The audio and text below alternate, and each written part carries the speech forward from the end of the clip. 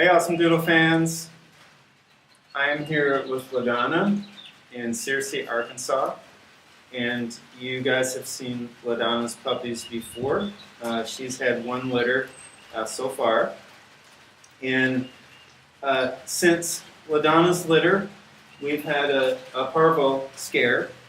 And because of that parvo scare, there could be parvo living in the cracks of the tile, cracks of the hardwood floor, right, LaDonna? Well, it's really easy to track in. If you believe that you have parvo, or if you know you have parvo in your yard, just walking across the yard, the virus it can stick to your shoes. Yeah. And just walking in and out of the house. I mean, parvo does not affect humans, and if you do track parvo in, it doesn't affect humans at all. You don't know it's there at all. You can't tell.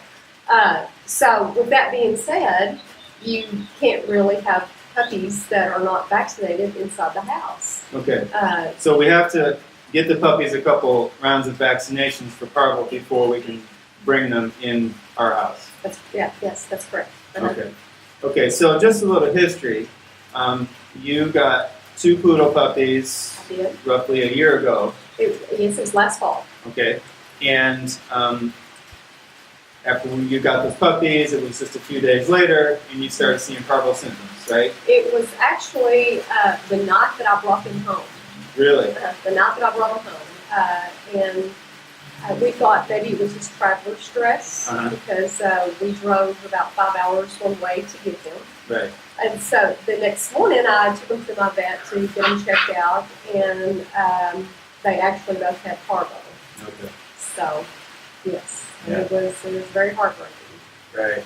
So once a puppy who has parvo uses the bathroom in your yard, you cannot be guaranteed that another dog didn't step in it and then track that parvo somewhere else in your yard and so forth. Right. So that is why you built the Doodle house. Right. Okay. To ensure safety, for the puppies. Yes. So LaDonna and I had long conversations about this before we built the Doodle house, because it's a little bit outside of the AussieDoodle way, right? But we're here to show you the Doodle house. We're here to show you how LaDonna is raising her puppies. And I've been here, I got here yesterday. I've seen the Doodle house, and I'm just absolutely thrilled with it. I just can't tell you what a great job you've done with it. Thank you. And personally, I would love to have a puppy raised in LaDonna's Doodle house. Yes. So you guys at home, you can watch. We're going to give you a tour of the Doodle house. You can see exactly where the puppies were born, how they're being raised, everything that LaDonna is doing with the puppies to socialize them, challenge them, and shape them into great puppies for when they go home with you. All right, well, let's take a tour. All right, let's do it. Hi, AussieDoodle fans. We are going to take you guys through the Doodle house now and show you around and show you what we've done down here. I got my booties on.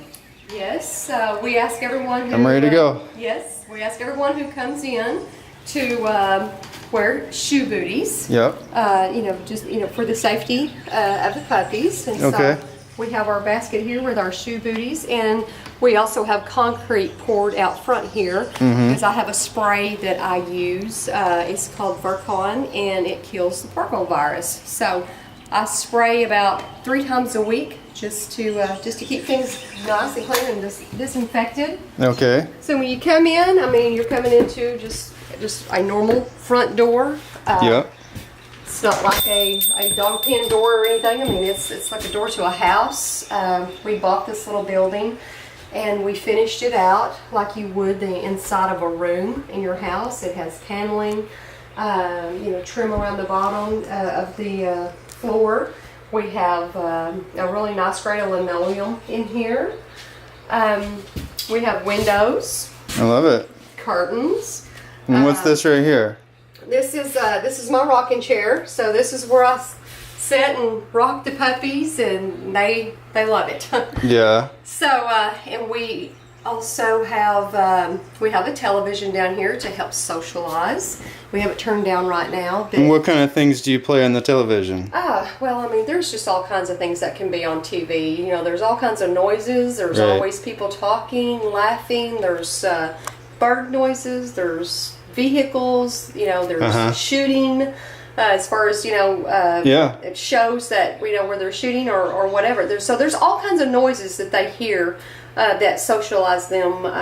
You know, That's genius. To our everyday life, things that we hear every day that come from television. Okay. I have a iRobot, and of course it's a little vacuum. I bring it down here and turn it on and let it go till the battery runs down. So they're very used to vacuuming. I have brooms and mops and all that sort of thing, you know, that they would see inside of a house, you know, every day. So they see that and So you purposely bring the vacuum out here whether you need it or not. Oh yes, and just turn it on and let it run. Okay. So they can hear that vacuuming sound, and so that, you know, when they go to their new home, you know, they'll be used to all of these noises. You know, just like if you know, I had them inside my house. Right. So anyway, I've just kind of brought my house out here. Yeah. To, you know, to socialize them, and anyway, so this is our Doodle house. Genius. It doesn't look like a place you'd raise puppies. It looks like a guest house. I mean, yes, a person could live in here easily. I mean, we have central heat. We have gas heat out here. Mm-hmm. We have water, cold and hot water. I'm going to step over this fence here because I've already taken the whelping box out. Yeah. And I put this fence up so that whenever you do come through the front door, because, you know, they're getting used to puppy pads and the litter box. So whenever you So you had the whelping box. Yes, the whelping box is right here. Okay. Where the play gym is now, and of course we have got our big puppy beds out now. Our crates, so they can start learning to be crate trained. Yeah. So, but the whelping box was right here. It took up this area Okay. right here, and this fence was. So this is where the puppies are born, right in here. Yes, they were born right here inside their whelping box, inside the Doodle house here. Okay. Chloe, the mother, I mean, of course, she was in here for 5 weeks. So then you have the heating pad underneath the whelping box, and you can control the temperature. Yes. With the gas heat. Yes, we sure did. Nice. We did, and over here in this area, we've got a sink. Hold on, let me climb over this fence here. Okay, come on over. All right, show us what you got here. So, well, we have running water. So just like your house, you Yeah. know. So there's hot water, cold water. So I wash dishes down here. Okay. We put a stainless steel sink in. I've got a stainless steel commercial table, so that I can keep it sprayed down. So whenever I do, easy to clean. Yeah, easy to keep clean, and of course our scale for weighing the puppies. And my husband put a shelf up here for me, so I can keep all of my puppy supplies. Is just things that I may need and things that. Can you tell us a few of the things that you have up there and what you use them for? Yeah, sure. Well, I've got, this is our dewormer. Okay. Okay, That's the Pyrentel that everybody uses. Yes, Yep. so I've got this down here. Okay. And I noticed over here you had your little whiteboard with your charts. Yes, got calendars, of course, and I've got my deworming schedule. This is our vaccine schedule, and then our deworming schedule, and then our AussieDoodle things from our handbook that I need to remember and remind myself and look at daily. And so your puppies, you give them the Neopar at 4 weeks old. Yes, we did our Neopar at 4 weeks old. We started them on MASH at 3 weeks, and then at Neopar we started at 4 weeks. They're 5.5 weeks old now, so next week they will get their first round of shots. So we start giving them real food or mash, gruel, at 3.5 weeks old, right? That's correct. Yep. And then the Neopar at 4 weeks. That's right. Yep. And they can still be nursing mom as well. Yeah. So, I mean, they don't have to be completely weaned. They can be. Neopar is still effective. That's right. Yeah. Exactly. Yes. Yeah. So that's their first layer of protection from parvo is the neopar at 4 weeks old. So anyway, Okay. that's how I keep up All right. with that. Let's go back to the little shelf here with all the gadgets. Okay. I see some gadget up here I might want to buy myself. Yeah, I mean, we have vitamins for my dogs, for my moms For the adults, yes, for my moms and dads. I've got the antiseptic spray whenever they're born. I spray the umbilical cord. On the first day and the third day is when you spray their umbilical cord to keep them from having blue belly, is what it's called. It's Okay. really an infection that if the umbilical cord's not protected with an antiseptic, bacteria can get in it and cause blue belly. And, Why didn't you tell me about that? I didn't know about that trick. Yeah, that trick. Yes, yeah. Day 1 and day 3. Okay. And then I've got some. If sometimes you'll have a pup with a little bit of diarrhea, and if it's a non-infectious diarrhea, this right here, kaolin pectin is really good for something that maybe it's food related, and they've got a little bit of. Do not use human grade anti-diarrhea on puppies. It can kill them. Yeah. Oh, right. Yes, like you wouldn't give a puppy Imodium AD. Yes, exactly. Yes, Yeah. you need it just for a puppy or an animal. Okay. Yes, that's right. And we have Cairo. Cairo, and that first day that they're born, and you can take a little Cairo and put on their tongues, and that gives them a burst of energy. Because after they've gone through whelping, they're tired. The puppies are tired as well. Yeah. And so this Cairo will give them a little burst of energy. Put it on their tongue. So. Anyhow, there's just different things that I keep up here that comes in handy that I use for the puppies. Now, can you tell us about that cleaner that kills the parvo or sanitizes? Yes, I can. I mean, it's in this sprayer that I put in. I bought that little bottle and put it in, but here's what it looks like. It's a tub. Okay. And Dr. Barnum, he is a parvo specialist. He's a veterinarian, and he works for a company called Revival. And he recommended that I get Virkon, and you mix it. It's 1 tablespoon to a gallon of water, Right. and you just keep the whole area sprayed once a week. Lots of breeders use Virkon to spray their gravel runs. Now, why not? Why can't I just use bleach? Well, you can use bleach, but two things. Bleach, it takes 20 minutes for bleach to kill the parvovirus. Okay. It takes Virkon seconds, Right. like less than 10 seconds to kill the parvovirus. And bleach is really hard on your equipment, on fences, walls or doors or paint. Bleach eventually eats through metal and causes it to rust, where Virkon does not. So these are just some of the precautions that you're taking to prevent. Yeah, to protect the To protect your puppies, right? Yes. I love which it. is just the most important thing. So, and this right here is also a disinfectant. Now, this is what is safe for around puppies. You don't need to use anything with pine cleaners or bleach or anything. Yeah, I have this. Yeah, so I have this too. Yeah, this is called the. it is called chlorhexidine. Yep. And it is just for, and a bottle of this a gallon of this will last a long time. So all the partners use the chlorhexidine. Yes. To clean their whelping boxes and the floors. This is what I clean the floors with. But we should probably, all of us should consider using the Virkon as well, huh? Well, yes. Yeah, you could spray your whelping box down once a week. Yeah. And of course, you'd want to take your puppies out, spray down put a light mist all over your whelping box and let that completely dry before you put your puppies back in. And you don't have to come back and wipe it back out or anything. You could just let it dry and then put your puppies back in and you're good to go. It's really easy to use. I think you told me before that they have figured out that parvo can actually be transmitted from one area to another on a car tire. Oh, yes. Yes. Yeah. Like if you've been to a dog park and you park on the side of the road kind of in the grass. Right. Well, if a dog who has parvo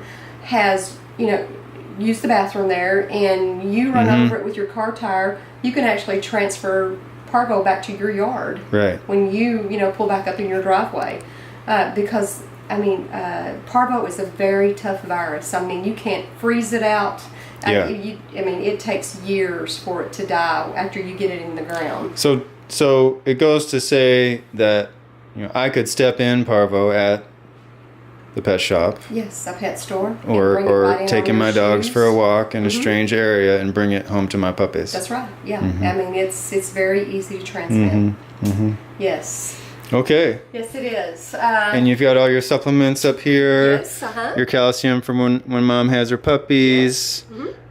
I love it. This is the GI Symbiotics. I start the puppies on GI Symbiotics on day 2, and I give it to them through day 7. So for 5 days, I put a little pea size in the top of their mouth, because this is a gel, and it just dissolves in their mouth. And this helps set, because they're born with a sterile gut. So this helps the puppies keep from getting a bad bacteria right off the bat, like maybe from mom licking them. Right. And it just keeps down a lot of problems as far as diarrhea and things like that. And here is my little thermometer where I check my heating mat. Temperature of your heating pad. Let's make sure that we're close to 100 degrees there. And paper towels, and then I've got shelves over here with my puppy pads, and then just, the wipes.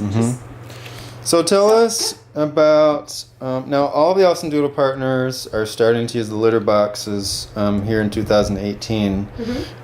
So tell us how your experience is going with the litter box and the puppy pads and so forth. Well, I didn't start the litter box until it's probably been a week ago. So probably 7 or 8 days I've had the litter box, but I had already started on the puppy pads. And so whenever I put the litter box down, they really didn't know what to do with it, because they have already gotten used to the puppy pads.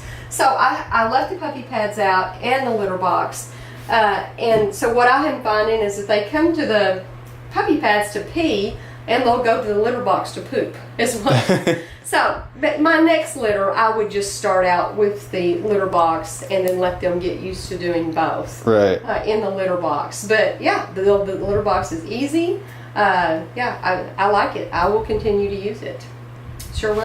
So since you're training the puppies on the pads in the litter box, for families who live in areas where they don't want to take their puppy outside right away until they get all their vaccinations, then they can use the pads or the litter box, and then when they do go outside, they can actually take that litter box, put it outside where they want the dog to use the bathroom. That's right.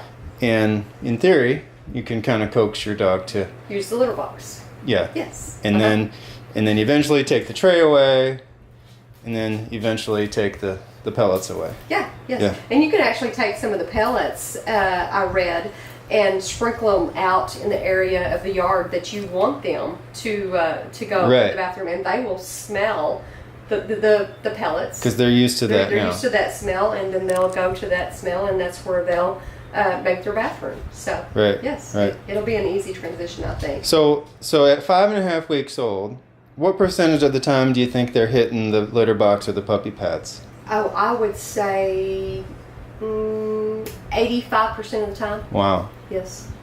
Yeah, and by the time they go home, they're pretty much 100% trained. Yes. So tell us about the doggy door, and how they can go outside, and how you're gonna start potty training them outside. Okay, and still be protected as well. Okay, so we put a back door on the building as well, and we went ahead and put in a doggy door. Okay. First of all, Chloe, the mom, this is how she came in and out. Right. It's through the doggy door. So the puppies will not only be litter box trained, puppy pad trained, they will be doggy door trained as well. Wow. So, and I keep this sprayed back here, the steps, the gravel. So. Okay. So we don't have to open that door. We'll just show them out here. Okay. So. Yeah, this is out the back. We've got a little ramp there so that the puppies will be able to very easily go down the ramp and then come back up. And we've got it fenced around, and there's 4 inches of gravel back there, and I spray that 2 or 3 times a week. Okay. All around the perimeter, all of the gravel, all around the building. Just in case. Just in case. Yeah, and just to. You never know when a deer, especially with you out in the country here. Or a raccoon. A deer, raccoon crawl over and poop in your yard Sure. and Yeah. now you've got parvo in your yard. I mean, it can happen. Yes. So we keep everything sprayed. It just to protect the puppies and to ensure that no one's going to get sick. So this is probably, this is the best way that we can possibly potty train these puppies before they go home. Obviously, they're not 100% potty trained. And it's important to understand that puppies don't generalize very well. So if they're potty trained in this building and they go home, everything's different. Yeah. Right, they're in a new area, acclimate, and they have to get used to, and they have to get their bearings about them and wrap their head around where they're at. Right. And what you're trying to tell them, a new person is trying to tell them.